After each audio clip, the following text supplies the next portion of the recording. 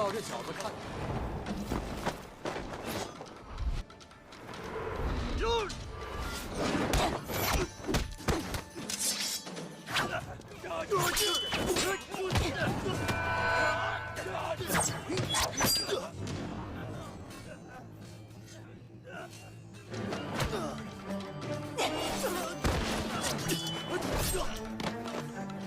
哥哥，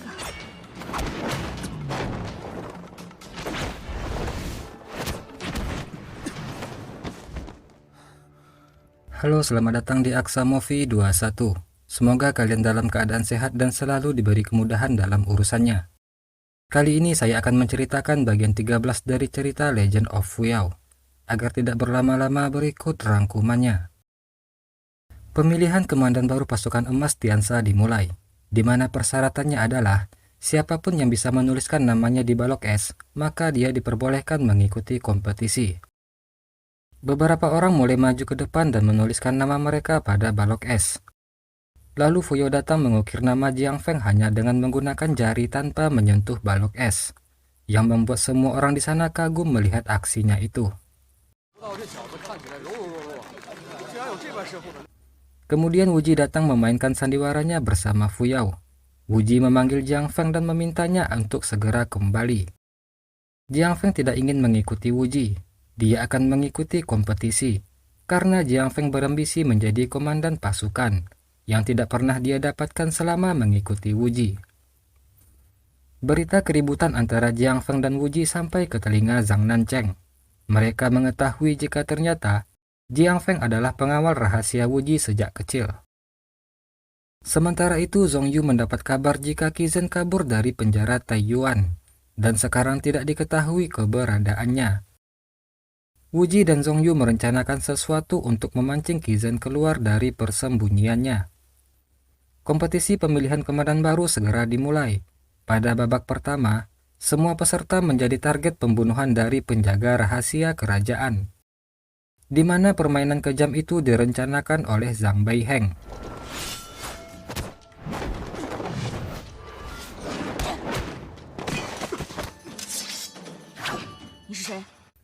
Peserta yang lolos adalah mereka yang mampu memasuki balai istana hidup-hidup selama dupa belum terbakar habis. Waktu yang ditentukan pun telah habis. Fuyao dan Zhong Yu berhasil memasuki balai istana. Dan yang mengejutkan, Qiyun putrinya Qizhen juga mengikuti seleksi tersebut. Di mana saat ini Qizhen sedang sakit parah, dan hanya Zhong Yu yang mungkin bisa menyembuhkannya.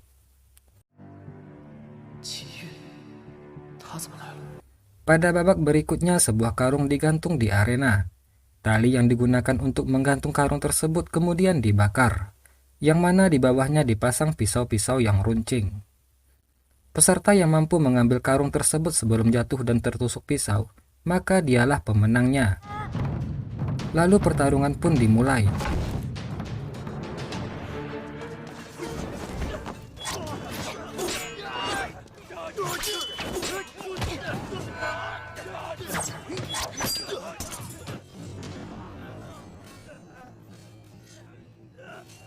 Fuyao dan Zhong Yu mengalahkan beberapa lawan mereka. Pada pertarungan itu, Zhong Yu menyelamatkan Qiyun yang hampir terkena serangan lawannya. Seorang pria juga dibiarkan hidup oleh Fuyao. Orang itu bernama Tang Yizong dari kerajaan Xuanji. Akhirnya sekarang tersisa dua peserta saja, yaitu Fuyao dan Zhong Yu, dan mereka pun kembali bertarung.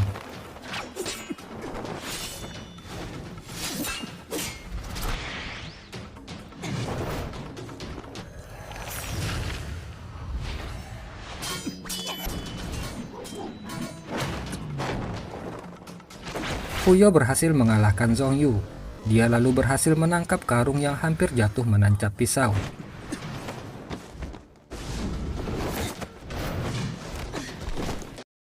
Saat dibuka, Fuyao terkejut yang ternyata di dalamnya adalah selir kerajaan Jing, ibunya Zhang Beiye.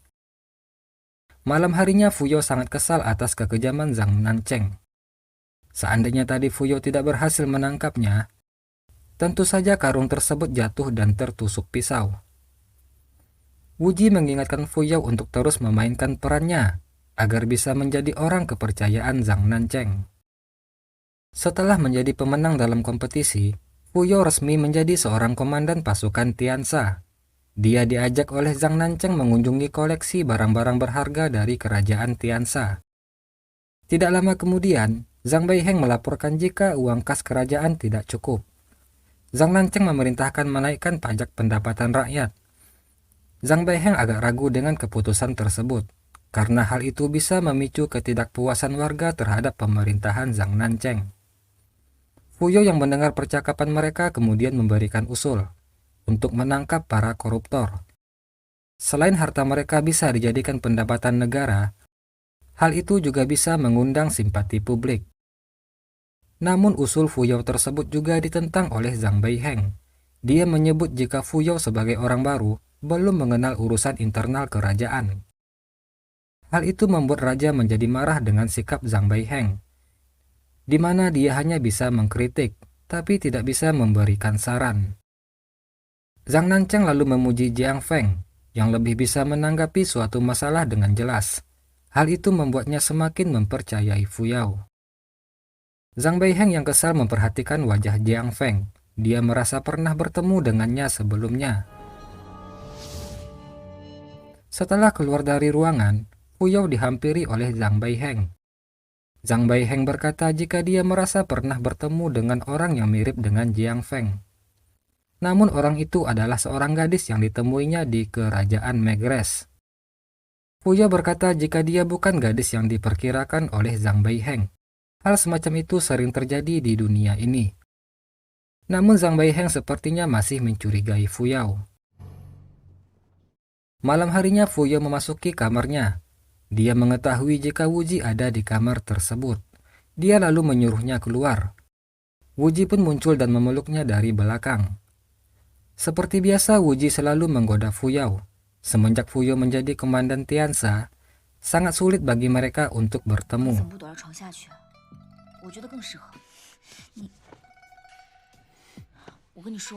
Fuyao menceritakan jika Zhang Beiheng sepertinya akan menjadi penghalang rencana mereka karena dia telah mencurigai penyamaran Fuyao. Namun Wuji sepertinya sudah punya rencana untuk mengantisipasi hal tersebut. Wuji tahu jika Zhang Nancheng adalah orang yang picik dan gampang curiga. Dia sangat takut jika seseorang akan merebut tahtanya. Wuji akan memanfaatkan sifat Zhang Nancheng tersebut. Zhang Beiye yang dalam perjalanan menuju Gurun Gea melihat Yalanzu mulai kelelahan. Dia lalu memutuskan untuk menginap di sebuah perkampungan. Malam harinya terjadi kebakaran di kampung tersebut oleh beberapa orang berpakaian hitam. Para penduduk keluar untuk memadamkan api. Tidak lama kemudian, muncul pasukan kerajaan Tianxia. Sebelumnya kerajaan Tianxia hendak membeli lahan di kampung tersebut karena ada pohon murbai yang diinginkan oleh raja. Tapi warga di sana menolak untuk menjualnya.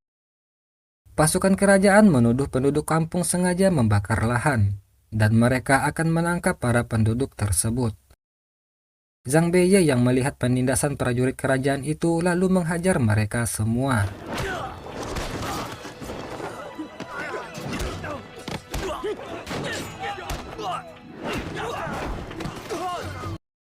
Dia lalu meminta pasukannya menjemput Yalanzu kemudian lari dari sana.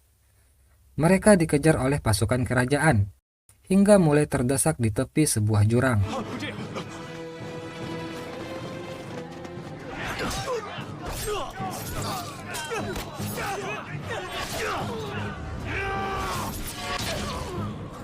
Zhang Beiheng hampir terkena serangan musuh, namun Yalanzu menghalanginya, yang membuatnya terkena sabetan pedang dan terluka.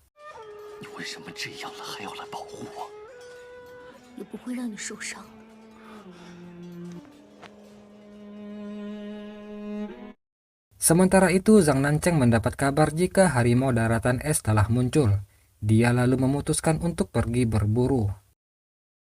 Dalam perburuan tersebut, Zhang Nancheng mengajak Fuyao ikut bersamanya. Tanpa diduga, mereka disergap oleh sekelompok orang berpakaian hitam. Fuyao bertarung melindungi raja, yang membuat lengannya terluka.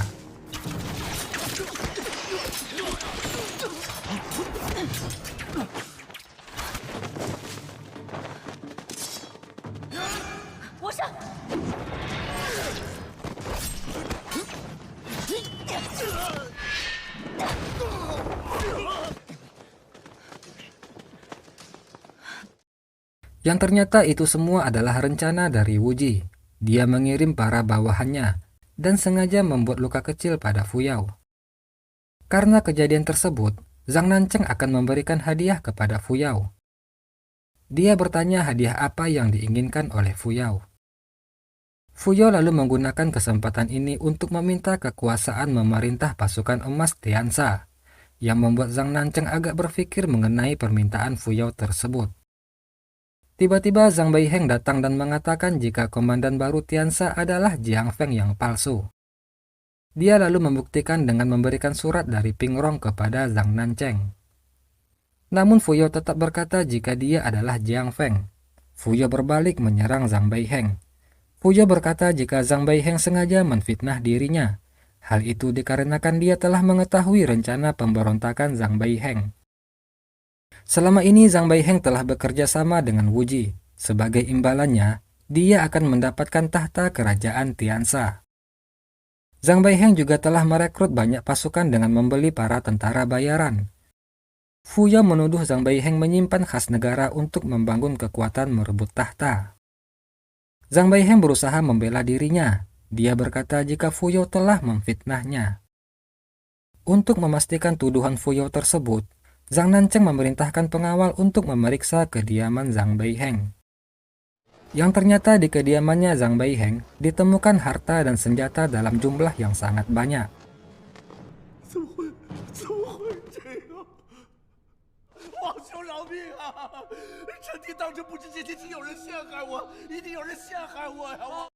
Setelah mengetahui hal tersebut, Zhang Beiheng dimasukkan ke dalam tahanan, sedangkan Jiang Feng atau Fuyao diberikan penghargaan dan wewenang untuk mengendalikan pasukan emas.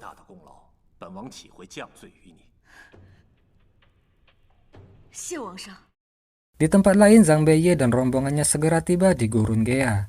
Dikarenakan perjalanan berikutnya akan sangat berbahaya, Zhang Beiheng berniat akan meninggalkan Yalanzu. Namun Yalanzu tidak ingin berpisah dengan Zhang Beiye. Dia berkata harus ikut kemanapun Zhang Beiye pergi dan menghadapi bahaya bersama.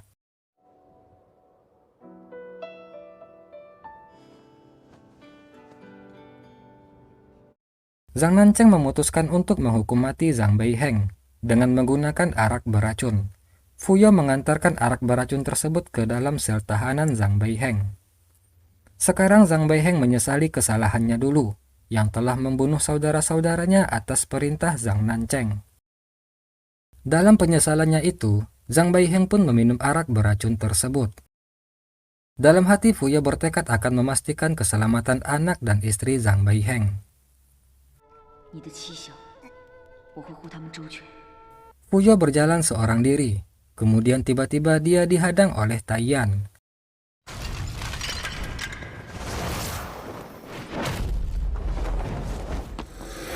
Taiyan menyuruh Fuyao mengirimkan pesan dari gurunya buat Wuji.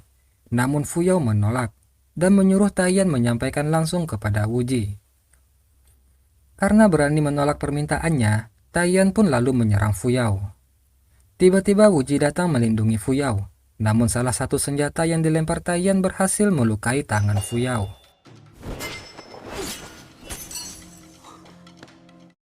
Melihat hal tersebut, Wuji sangat marah. Dia lalu melumpuhkan Taiyan dan mengancamnya agar jangan mengganggu Fuyao lagi.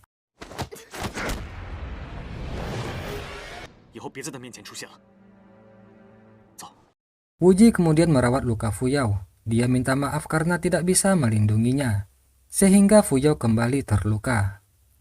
Fuyao tersenyum dan berkata, dibandingkan semua yang telah mereka lalui, luka ini tidak ada apa-apanya.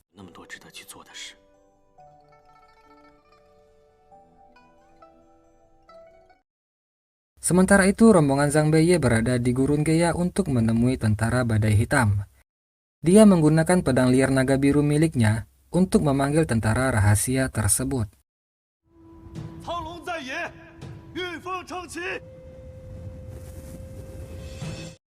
Tidak lama kemudian, tentara Badai Hitam pun muncul. Zhang Beiye memperkenalkan dirinya sebagai putra Raja Tianxia terdahulu dan cucu dari Jenderal Zhou. Dia mengajak tentara rahasia tersebut untuk bergabung dengannya melawan Raja Tianxia yang zalim. Zhang Beiye juga berjanji akan membebaskan kutukan turun-temurun dari pasukan Badai Hitam dengan menggunakan suara ganda Tianxia yang dia miliki. Suara ganda tersebut adalah lonceng Zhengkun dan lonceng pengumpul bumi. Pemimpin tentara rahasia tidak mempercayai Zhang Beiye begitu saja. Dia meminta persyaratan nyawa sebagai bukti ketulusan janjinya. Prajurit bawahan Zhang Beiye menawarkan diri untuk mengorbankan nyawa mereka. Namun ketua Badai Hitam tersebut menginginkan nyawa seorang wanita, yang berarti itu adalah nyawanya Yalanzu. Zhang Beiye tentu saja menolak persyaratan tersebut. Dia tidak akan membahayakan Yalanzu lagi. Namun Yalanzu segera mengambil pedang dan hendak membunuh dirinya sendiri. Belum sempat hal tersebut dilakukan, Zhang Beiye berhasil mencegah Yalanzu bunuh diri. Dia lalu menusuk dirinya sendiri dengan pedang miliknya.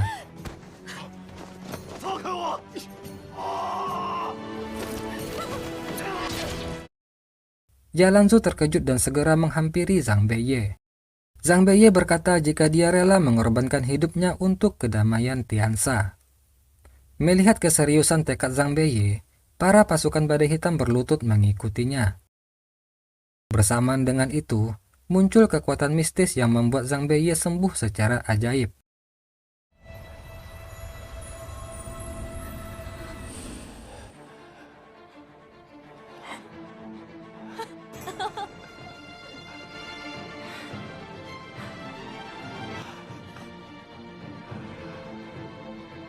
Di Tianxia, Zhang Nancheng mengirim 50.000 prajurit untuk mencari buah manusia es.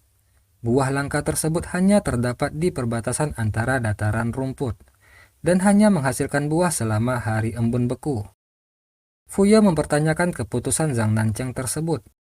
Dengan mengerahkan prajurit untuk mencari buah itu, dia hanya menyisakan 100.000 prajurit di istana. Namun Zhang Nancheng berkata jika hal itu tidak masalah, karena hanya untuk beberapa hari saja. Tidak lama kemudian, seorang pelayan memberitakan jika Zhang Beiye sedang bergerak dengan pasukannya. Mereka hanya berjarak kurang dari 100 mil dari kota Tianxia. Mendengar informasi ini, Zhang Nancheng mulai panik.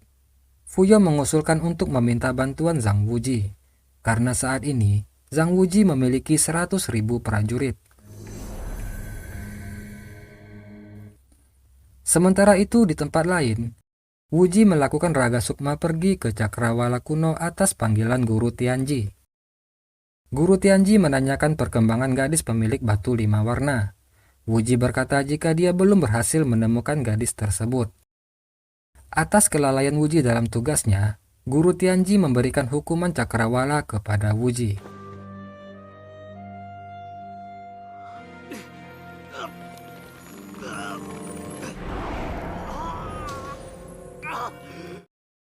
Ti Cheng yang melihat Wuji tidur sambil meronta-ronta segera mencari bantuan. Bersamaan dengan itu, Fu Yao datang di tempat tersebut. Ti Cheng mengabarkan kondisi Wuji kepada Fu Yao. Namun ketika dia memasuki kamar Wuji, terlihat Wuji baik-baik saja. Fu Yao mengabarkan apa yang telah terjadi di istana, di mana Zhang Beiye telah berhasil membawa pasukan Badai Hitam. Tiba-tiba seseorang mengabarkan jika Zhong Yu dan Yun Hen pergi menemui Qi Zhen. Wuji pun lalu segera menyusul mereka. Zhong Yu mendatangi kediaman Qi Zhen untuk menuntaskan dendamnya. Di sana dia bertemu dengan Qi Yun, di mana dari dulu Qi Yun sangat tulus mencintai Zhong Yu. Namun karena dendam Zhong Yu kepada Qi Zhen, dia selalu mengacuhkan Qi Yun. Zhong Yu memaksa masuk walaupun Qi Yun berusaha mencegahnya. Namun ketika Zhong Yu memasuki ruangan, dia melihat Qi Zhen sedang sakit parah dan sepertinya hidupnya tidak akan lama lagi. Di saat Zhong Yu memeriksa nadi Qi Zhen, ternyata Qi Zhen menjebaknya. Zhong Yu terkena racun dan kemudian tidak sadarkan diri.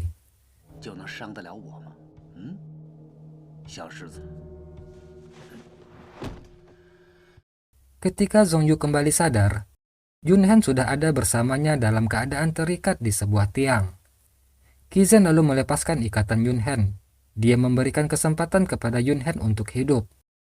bahkan berjanji akan menikahinya dengan Qiyun, asalkan dia bersedia membunuh Zhongyu.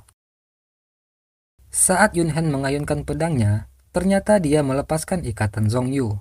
Mereka berdua kemudian menyerang Qizan.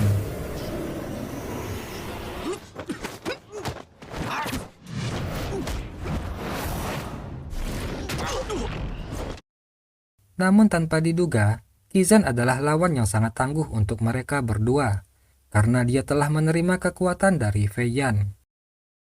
Qizan melakukan serangan ke arah Zhongyu, sehingga Zhongyu sekarang berada dalam bahaya. Tiba-tiba Qiyun datang melindungi Zhongyu. Akibatnya, Qiyun terkena serangan ayahnya sendiri, yang membuatnya seketika rubuh dan sekarat.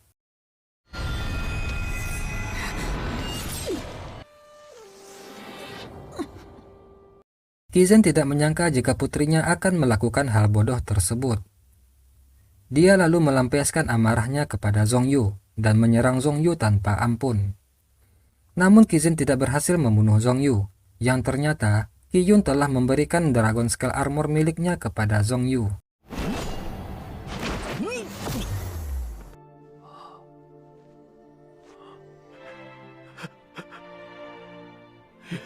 Melihat kejadian tersebut, Qizan sangat kecewa dan putus asa. Dia juga sangat sedih karena akan kehilangan satu-satunya putri yang dimilikinya. Qizan lalu mengarahkan serangan ke kepalanya sendiri. Dalam keadaan sekarat, dia lalu memeluk putrinya dan meninggal di sana. Serangan Qizan yang mengenai Qiyun mengandung racun penghancur tulang. Zhongyu sangat sedih karena dia tidak mampu untuk menyembuhkan Qiyun. Lalu Wuji datang memberikan buah pengumpul jiwa. Itu adalah jalan terakhir untuk menyelamatkan Qiyun.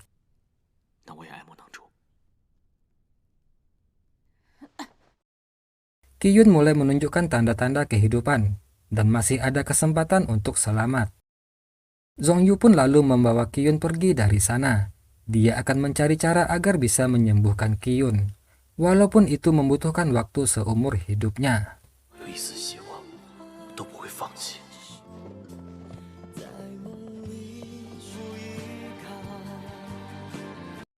Oke, demikianlah bagian 13 dari cerita Legend of Fuyao. Mohon maaf jika terjadi kesalahan dalam penyampaian saya. Akhir kata saya ucapkan terima kasih. Assalamualaikum warahmatullahi wabarakatuh.